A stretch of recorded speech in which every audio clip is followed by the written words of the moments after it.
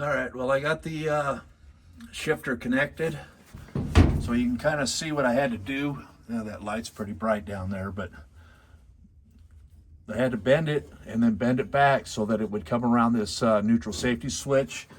That's part of the Chevy setup. And then you have a neutral safety switch right here, this guy. So what that does is that stops you from starting the vehicle in reverse or drive. So it's kind of a safety thing, but listen to this sound. So that tells me that the neutral safety switch is active, and it will not, or this would start with that beeping sound. That's reverse. You could hear it went quiet. That's neutral, so you should be able to start the truck.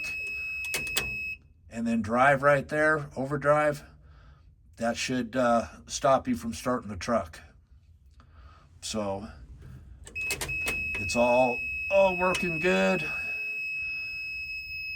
Anyways, yeah, that rod was kind of a pain in the rear, but you could see mostly what I had to do there. This light doesn't help very much. LEDs are really bright. But anyways, that's all hooked up. Later.